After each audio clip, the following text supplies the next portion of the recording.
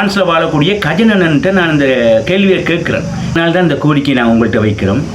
கொஞ்ச நாளைக்கு முதல் மகள் துவாராக இருக்கான்னு சொல்லி ஒரு காணொலியை வெளியிட்டு அவள் பேசுகிறது மாதிரியே ஒரு காணொலியை ஏற்படுத்தி சமூக வலைதளங்களில் உலக நாடெங்கும் பரவி வந்தது. அப்போ அதை நாங்கள் எடுத்து பார்க்கும்போது எங்களுக்கு வேதனை அளித்தது. இனத்துக்காக களத்தில் நின்றவர்கள் அப்படியாப்பட்டவர்களை உருவங்களை காட்டி வேறு ஒரு மாப்பியாக செய்து அதை வச்சு பணம் சம்பாதிக்கிற ஒரு காணொலி ஒன்று அதை கேள்விப்பட்டோம். இப்போ அதன் பிற்பாடு இப்போ தலைவரை பற்றியான ஒரு தகவல் வந்திருக்கு. தகவல் இப்போ தலைவர் பேசுகிற மாதிரி 2009 அநீதி ராஜபக்ச ஆட்சியை பற்றி அதை பற்றி அநீதி இழைச்சதை பற்றி தலைவர் பேசுகிற மாதிரி ஒரு காணொலி ஒன்று வந்திருக்குது. வணக்கம், புலம்பெயர் தமிழன் மகேஷ். தமிழ்நாட்டிலிருந்து நீங்கள் ஒரு காணொலி பதிவு ஒன்று எனக்கு அனுப்பியிருக்கிறீர்கள். அதாவது துவாரகா தங்கச்சி என்று சொல்லி ஒரு காணொளி வந்திருந்தது. அது நம்பக்கூடிய விடயமா? அதை விட நேற்று இன்றைய தினம் தேசிய தலைவர் பேசுவது போல ஒரு படமும் வந்திருந்தது, வீடியோ காணொளி. இது இந்த அளவில் நம்புறது ஒரே குழப்பமாக இருக்குது. இதுக்குரிய பதிலை தாங்க கேட்டிருந்தீர்கள். சரி, அந்த வகையில் உங்களுக்கு நாங்கள் பதிலளிக்கக்கூடிய விடயம் உண்மையில் ஒவ்வொரு தமிழ் மக்களுக்கும் தெரிந்த விடயம். தேசிய தலைவர் 2009 மே மாதம் அந்த 17-18ஆம் தேதி அவருக்கு என்ன நடந்ததுன்றது எல்லோருக்குமே தெரியும். அதை விட அந்த களமுனையில் இருந்த போராளிகள் அனைவருக்குமே தெரியும் அங்கே என்ன நடந்தது, இறுதி நேரம் நடந்தது என்று எல்லோருக்குமே தெரியும். அதுலேயும் குறிப்பாக இந்த பிரச்சனைகள் வந்த பின்னர், அதாவது துவாரகா இருக்கிறான்னு சொல்லியும் இந்த காணொளிகள் வந்த பின்பும் நான் தெளிவாக சொல்லியிருந்தேன். அந்த காணொளியில் வரப்பட்டால் துவாரகா இல்லை என்றும், அதுக்கு ஆதாரமாக அந்த களமுனையில் இருந்த பெண் போராளிகள், தளபதிகள், அதே துவாரகாவோட பழகிய விடுதலை புலிகள் குடும்பங்கள் எல்லோரும் உறுதிப்பட தெரிவித்து விட்டார்கள். அந்த துவாரகா என்ற அந்த காணொளியில் தோன்றினவாக்கும் துவாரகாவுக்கும் எந்த சம்பந்தம் இல்லை, அது போலி என்று எல்லோராலையும் சொல்லப்பட்டது. இருந்தாலும் இந்த போலி துவாரகா கொண்ட கும்பல் இதுதான் தொங்கச்சி என்று சொல்லி ஊடகங்களில் பேசுவோம். அதுவும் யார் என்றால் அந்த களமுனையில் இறுதியில் நின்ற போராளிகளோ இல்லை அது சம்பந்தப்பட்டாக்கள் இல்லை, எல்லாம் புலம்பெயர் நாட்டில் நின்று விடுதலை போராட்டத்தில் பணியாற்றினவர்கள், இது ஒரு சேவை செய்தவர்கள்லாம் இதை சொல்கிறார்கள். அதுக்கு பின்னர் இப்போ கடந்த மாதங்கள்லாம் பார்த்தீங்கள் என்றால் சுவிஸ் நாட்டின் முன்னாள் பொறுப்பாளர் ரகுபதி அவர்கள் தேசிய தலைவரை பார்த்ததாகவும் பொட்டம்மானை பார்த்ததாகவும் துவாரகாவை பார்த்ததாகவும் ஒரு செய்தி ஒன்றை விட்டிருந்தார். உண்மையில் எல்லோருக்குமே தெரியும் தேசிய தலைவருடைய குடும்பம் பொட்டம்மான் என்று சொன்னால் தாய் தகப்பன் எல்லாரையும் விட பெரும் அன்பு மரியாதையும் வைத்திருக்கிறங்கிற சமூகம். ஆனால் திடீரென்று எங்களோட விடுதலை போராட்டம் இப்படி ஒரு முற்றுப்புள்ளி 2009 மே 18 விட்டதோடு எல்லோருக்குமே ஒரு மன உளைச்சல். அது ஒரு என்னென்ன எல்லோருக்குமே ஒரு மூளை ஒரு மன அழுத்தத்தை கொடுத்துருக்குதா, இருக்கணுமா இல்லையான்ற ஒரு அழுத்தத்தில் யார் தலைவர் இருக்குன்னு சொன்னாலும் அவை நம்பி பணம் கொடுக்கவும் அதுக்கு பின்னால் போகவும் எங்களோட மக்கள் தயாராக இருக்கிறார். ஏனென்றால் அவ்வளவில் அவரில் கொண்ட பாசம், அந்த அவரில் வச்ச பாசத்தை பயன்படுத்தி சில திருட்டு கும்பல்கள் தலைவர் இருக்கிறார் வருவார் துவாரகா இருக்குன்னு சொல்லி இந்த பணம் புலம்பெயர் நாடுகளில் சம்பாதிக்கிறதுல கிளம்பி இருக்கணும். இதுக்கு பின்னால் பெரும் வல்லரசுகள் கூட இருப்பதாக தெரியுது. ஏன்னா அந்த அளவுக்கு தான் அந்த கட்டமைப்பு இயங்கி கொண்டிருக்கு. இது இப்படி இருக்குது. ஆனால் இந்த புலம்பெயர் தமிழன் மகேஷ் தமிழ்நாட்டில் இதுக்கிட்ட உங்களுக்கு சொல்கிறேன், தலைவரோ தலைவற்ற குடும்பமோ யாருமே அந்த முள்ளிவாய்க்கால் மண்ணை விட்டு வெளியில் வரையில்லை. அவர்கள் எல்லோருமே தங்களுடைய இலட்சியத்துக்காக அந்த மண்ணிலேயே போராடி அவர்கள் எல்லோருமே வீரமரணம் அடைந்து விட்டார்கள். இதுதான் உண்மையான விடயம். ஆனால் நாங்கள் அதை வெளியில் கொண்டு வராமல் நாங்கள் என்ன செய்கிறோம் என்றால் தலைவர் எங்கேயோ இருக்கின்றார் என்ற ஒரு சின்ன சுபாஷ் சந்திர போஸ் இந்தியா விடுதலை போராட்டத்தில் போராடி அந்த இந்தியாவை மீட்டு கொடுத்தவர் வெள்ளையரட்டை சுபாஷ் சந்திர போஸ். இன்றைக்கும் இந்த சுபாஷ் சந்திர போஸ் வாழ்ந்து கொண்டிருக்கிறார் என்ற கெட்டக்கரியில் இன்றைய கூட அவருக்கு எந்த ஒரு வீரச்சா நிகழ்வுகளும் அங்கே செய்கிறதில்லை. இன்றைக்கு சுபாஷ் சந்திர போஸ் வாழ்ந்து கொண்டிருக்கிறார். அதே போல் எங்களோட தலைவரும் சுபாஷ் சந்திர போஸ் என்ற வழியை பின்தொடர்ந்து வந்தவர். எங்களுக்கும் அவர் படிப்பிச்சிருக்கிறார். சுபாஷ் சந்திர போஸ் இப்படித்தான் போராடினார் கொண்டது என்று சொல்லி படிப்பிச்சிருக்கிறார். அந்த வகையில் வந்து தலைவரை நாங்கள் சுபாஷ் சந்திர போஸ் என்ற இலட்சியத்தோட இன்றைக்கு தமிழீழம் பிறக்குதோ, எங்களுக்குரிய உரிமை அந்த இலட்சியம் பிறக்குதோ, அன்றைக்கு நாங்கள் எங்களோட மண்ணில் நாங்கள் எங்களோட தலைவருக்கு வணக்கம் செய்கிறதோ என்ன செய்கிறோன்னா அந்த தமிழீழம் பிறக்கிறது தான் எங்களுக்குரிய இலட்சியமாக இருக்கும் என்று நாங்கள் போராடி கொண்டு இன்று வரை சர்வதேச ரீதியாக போராடி கொண்டிருக்கிறோம். இதில் வந்து இந்த தலைவற்ற சர்ச்சைக்கு உரிய காரணத்தை கலையாமல் இருப்பதற்கு காரணம் இந்த புலம்பெயர் நாட்டில் இருக்கும் ஒவ்வொரு கட்டமைப்புகளும் அதுக்குரிய இந்த பிரச்சனைகள் வராத நேரம் ஒரே முற்றுப்புள்ளியாக பதில் சொல்லாமல் மௌனமாக இருப்பது தான் இதுக்குரிய காரணம். இதையும் குறிப்பாக கடந்த சுவிஸ் நாட்டில் நடந்த விளையாட்டுப் போட்டியில் ரகுபதி அவர்களை வந்து போராளி கட்டமைப்பு மக்கள் எல்லோருமா சேர்ந்து அவரை பிடித்து இங்கே வரக்கூடாதுன்னு வெளியில் விட்டிருந்தார்கள். அப்போ கூட அடுத்தடுத்த நாள் கூட வந்து இந்த புலம்பெயர் கட்டமைப்புகளை குறிப்பாக தமிழர் ஒருங்கிணைப்பு குழு அனைத்து நாடுகளில் இருக்கிற பொறுப்பாளர்களும் அந்த இடத்துல போய் நின்றுருக்கணும். அடுத்த நாள் அந்த இடத்துல நின்று இந்த பிரச்சனைக்குரிய முற்றுப்புள்ளியை வச்சுக்கொண்டு சரி ரகுபதி நீ தலைவரை பார்த்தனி என்றால் தலைவர் வரும் வரையும் நீ வெளியில் போய் நின்று நாங்கள் எங்கட கிளைகளை நாங்கள் நடத்தி இந்த போராட்டத்தை கொண்டு போகிறோம், நீ வெளியில் போகணும்னு சொல்லுவோம். அதை கூடி இவர்கள் சொல்ல முன் வராதது ரகுபதியை விட மோசமான குற்றம் இந்த நாடு வழியே இருக்கிற பொறுப்பாளர்கள் என்பது மறைக்க முடியாத ஒழிக்க முடியாத குற்றம். இந்த குற்றவாளிகளாக நீங்களும் இருக்கிறீங்க. ஒவ்வொரு நாட்டு பொறுப்பாளரும் நீங்கள் குற்றவாளியாகத்தான் இருக்கிறீங்க. இந்த பிரச்சனை வளர்றதுக்கு நீங்கள் அத்தோடு அனைத்துலகம் என்று சொல்லி கொண்டிருக்கிற நீங்கள் வெறும் காகித அறிக்கைகளை விட்டுட்டு கண்ணை மூடிக்கொண்டிருக்கிற நீங்கள் கூட அந்த இடத்துக்கு போக இல்லை. இதுதான் உண்மையான குற்றம் உங்களே இருக்குது. இதுதான் உண்மை. மற்றது கடந்த வாரம் பெண் போராளிகள், அதாவது பெரும் தளபதிகளாக இருந்தவர் தளபதிகள் என்ற மனைவிவர் கடந்த வாரம் தமிழர் நம்ம சுவிஸ் கிளையில் போய் கேள்வி கேட்டிருக்காள் ரகுபதிகிட்ட. ரகுபதி வந்து தான் தலைவரை சந்தித்ததாகவும் கொண்டதாகவும் அந்த பெண்கள் நீ பொய் சொல்கிற எங்களோட தலைவருக்கு என்ன நடந்தது என்று தெரியும் என்று சொல்லி அவர்களும் பார்த்துட்டு கிட்டத்தட்ட 3 மணித்தியாலத்துக்கு மேலேயாக நின்றுக்கணும்.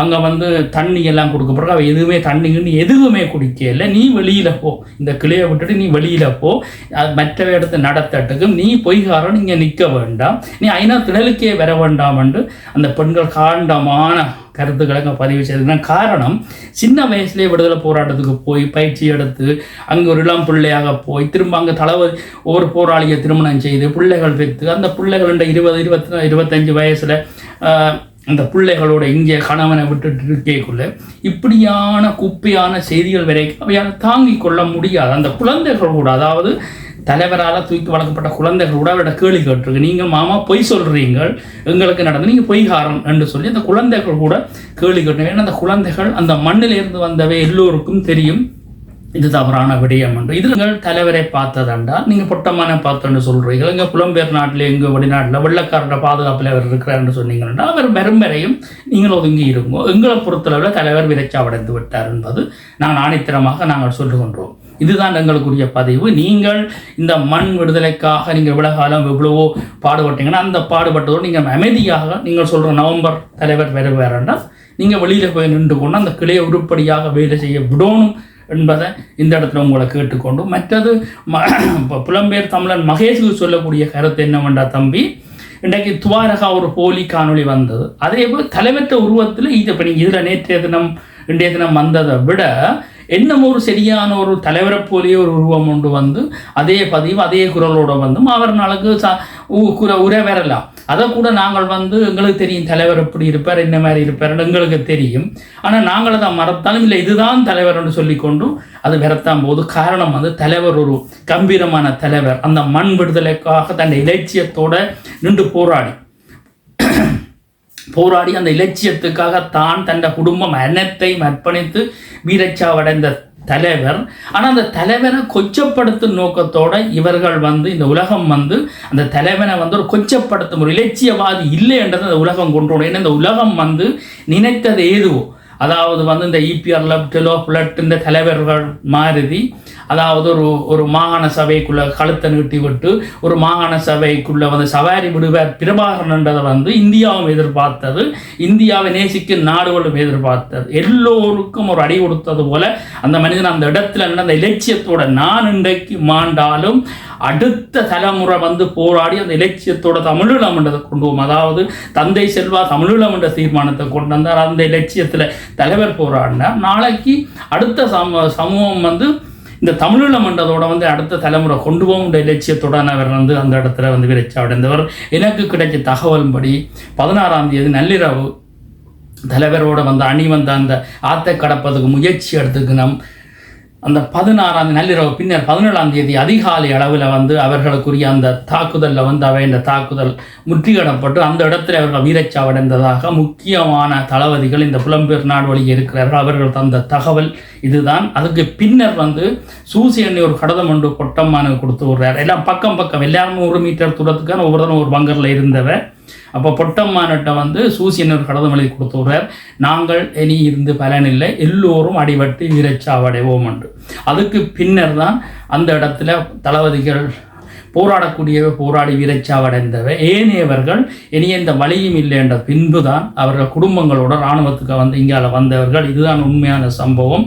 தலைவர் துவாரகா தலைவருடைய மனைவி உயிரோடு இருப்பதால் ஒட்டு மொத்தமான போய் மக்கள் இதை நம்பி நீங்கள் ஏமாற வேண்டாம், அப்படி ஏமாந்து பணம் கொடுக்குறது உங்களோட பிரச்சனை என்று சொல்லிக்கொண்டு உங்களிடமிருந்து தற்காலிகம் விடைபெற்று செல்கிறேன். ஆனால் உண்மையில் நாங்கள் இந்த தலைவருக்கு செய்ய வேண்டிய விடயம் அவர் இருக்கிறாரோ இல்லையோன்றதுக்கு அப்பால் இந்த போராட்டத்தை நாங்கள் முன்னெடுக்கணும் என்பதை சொல்லிக்கொண்டு தலைவரின் வழியில் தலைவரின் பாதையில் தமிழீழம் அந்த நோக்கிய பயணம் தொடரும். தமிழருந்தாகம் தமிழீழ தாயகம்.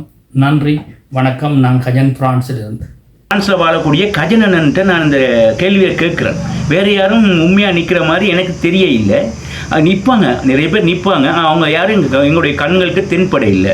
இப்போ அண்ணன் கஜனனோடு நான் தொடர்புபடியே தான் இந்த செய்தியை நான் கஜனனுக்கு நான் கேட்டு அனுப்புகிறேன். எனக்கு இது ஒரு தீர்க்கமான ஒரு முடிவு ஒன்று தாங்க அண்ணன் கஜனண்ணன். நீங்கள் பிரான்ஸில் வசிக்கிறீங்க. 1986ஆம் ஆண்டிலிருந்து தொடர்ச்சியாக களத்தில் நின்று இப்போ ஏதோ ஒரு காரணத்துக்காக இனத்தோடு நலங்கருதி ஐநாவோட ஒன்றிணைஞ்சி எமக்கு அணிக்கப்பட்ட அநீதியை வாசகங்களாகலையும் வார்த்தைகளாகலையும் ஒரு சேவையாக எடுத்து நீங்கள் அதை இனத்துக்காக கொண்டே சேர்த்து கொண்டு களத்தில் நிற்கிறீங்க. அதனால தான் இந்த கோரிக்கையை நான் உங்கள்கிட்ட வைக்கிறோம். கொஞ்ச நாளைக்கு முதல் மகள் துவாராக இருக்கான்னு சொல்லி ஒரு காணொலியை வெளியிட்டு அவள் பேசுகிறது மாதிரியே ஒரு காணொலியை ஏற்படுத்தி சமூக வலைதளங்களில் உலக நாடெங்கும் பரவி வந்தது. அப்போ அதை நாங்கள் எடுத்து பார்க்கும்போது எங்களுக்கு வேதனை அளித்தது. இனத்துக்காக களத்தில் நின்றவர்கள் அப்படியாப்பட்டவர்களை உருவங்களை காட்டி வேறு ஒரு மாப்பியாக செய்து அதை வச்சு பணம் சம்பாதிக்கிற ஒரு காணொலி ஒன்று அதை கேள்விப்பட்டோம். இப்போ அதன் பிற்பாடு இப்போ தலைவரை பற்றியான ஒரு தகவல் வந்திருக்கு. தகவல் இப்போ தலைவர் பேசுகிற மாதிரி 2009 அநீதி ராஜபக்ச ஆட்சியை பற்றி அதை பற்றி அநீதி இலட்சியத்தை பற்றி தலைவர் பேசுகிற மாதிரி ஒரு காணொலி ஒன்று வந்திருக்குது. அப்போ இனத்துக்காக நின்ற தலைவன் களத்தில் தன்னுடைய மனைவி மக்களை காவ கொடுத்த ஒரு தலைவன் இந்த இனத்துக்கு என்ன துரோகம் செய்தார், ஏன் இப்படியான தகவல்கள் இந்த பையான காணொலிகள் வெளியிடுறாங்க? இது எம்மை தலைவனை நேசிக்கிற எமது மக்களுக்கும் மிகப்பெரிய ஒரு மனவேதனையை தருது. அப்போ அதனால தான் இந்த காணொலியை பிரான்ஸில் வாழக்கூடிய கஜனன்ட்ட நான் இந்த கேள்வியை கேட்குறேன். வேறு யாரும் உண்மையாக நிற்கிற மாதிரி எனக்கு தெரிய இல்லை. நிற்பாங்க, நிறைய பேர் நிற்பாங்க. அவங்க யாரும் எங்களுடைய கண்களுக்கு தென்பட இல்லை. இப்போ அண்ணன் கஜனனோடு நான் தொடர்புபடியே தான் இந்த செய்தியை நான் கஜனனுக்கு நான் கேட்டு அனுப்புகிறேன். எனக்கு இது ஒரு தீர்க்கமான ஒரு முடிவு ஒன்று தாங்க அண்ணன். இதை பற்றியான இந்த காணொலி பற்றியான ஒரு தகவல் தாங்க கஜனண்ணன்.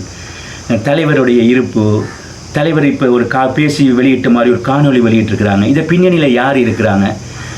ஏற்கனவே கனடாவில் நடக்கிற சம்பவங்கள் ரொம்ப மனசை வேதனை அளிக்குது. எதிரிலோண்டு நாங்கள் களமாடி உதவிகள் செய்து அந்த கஷ்டத்தை விட இப்போ இருக்கிற புலம்பெயல் தேசத்தில் வாழ்கிற எங்களுக்கு ரொம்ப வேதனை அளிக்குது, மனசு வலிக்குது, தூங்க முடியலை, கண்ணீரும் கம்பளையுமாக தான் இருக்கிறோம். அப்போ இதுக்காக நீ ஒரு மறுப்பு செய்தி காணொலி என்று தந்தீங்கண்டா உலக சமூகத்துக்கு ஒரு தெளிவு ஏற்படும். அதற்காக கஜனன்ட்ட விரும்பி கேட்டுக்கொள்கிறேன். புலம்பெயர் தமிழன் மகேஸ்வரன். நல்லது, நன்றி, வணக்கம் அண்ணன்.